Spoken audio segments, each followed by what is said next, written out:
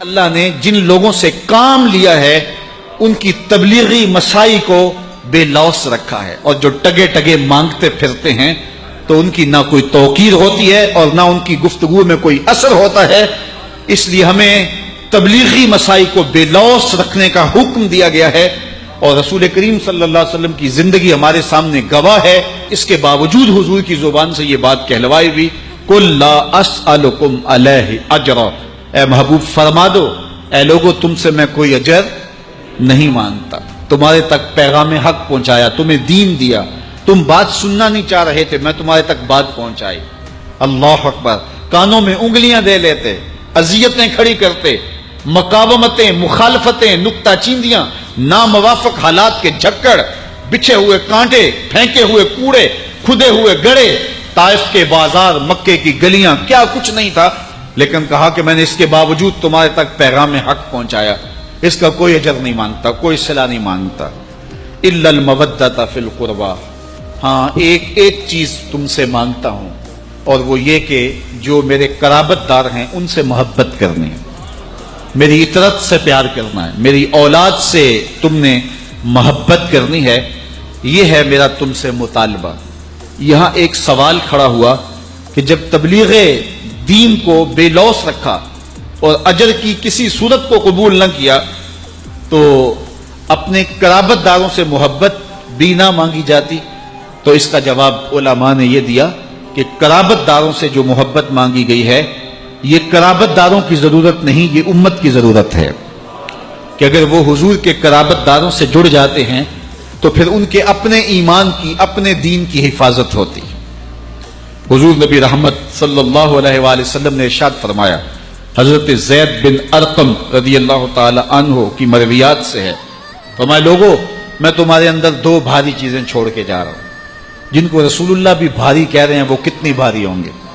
ایک تو اللہ کی کتاب چھوڑے جا رہا ہوں، اور دوسری چیز اپنی اطرت چھوڑ کے جا رہا ہوں، اپنے اہل بیت چھوڑ کے جا رہا ہوں۔ تو ان دونوں کے دامن کو پکڑ لو گے تو کبھی بھی گمراہ نہیں ہوگے۔ یہ میرے رسول نے ضمانت دی ہے، میں اپنی امت کو لاوارث نہیں چھوڑ کے جا رہا کہ میرے بعد وہ بھٹکتے پھریں، انہیں کوئی راستہ نہ ملے، انہیں کوئی منزل نہ ملے۔ کہا نہیں، میں تمہیں مضبوط حصار دے کے جا رہا ہوں، میں تمہیں واضح راہ عمل دے کے جا رہا ہوں۔ سوال یہ ہے کہ میرے رسول صلی اللہ علیہ وآلہ وسلم نے تو اپنی امت کو دو مضبوط چیزیں دی اور کہا کہ تم اگر ان کو تھام لو گے تو گمراہ نہیں ہوگے، تو یہ امت 72-73 گروہوں میں کیسے بٹ گئی؟ یہ فرقہ فرقہ کیسے ہو گئی؟ یہ ٹکڑے ٹکڑے کیسے ہو گئی؟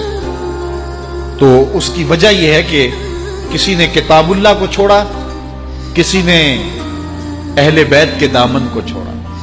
میرے حضور نے فرمایا تھا دونوں کے دامن کو تھامے رکھو گے تو کبھی گمراہ نہیں ہوگے۔ کسی نے کتاب اللہ کی بات تو کی لیکن اہل بیت کا بغض سینے میں پلتا رہا، گمراہ ہو گئے، اور کسی نے اہل بیت کے نام کی دہائی تو دی، قرآن کے پارے بھی پورے نہ مانے، تو وہ بھی گمراہ ہو گئے۔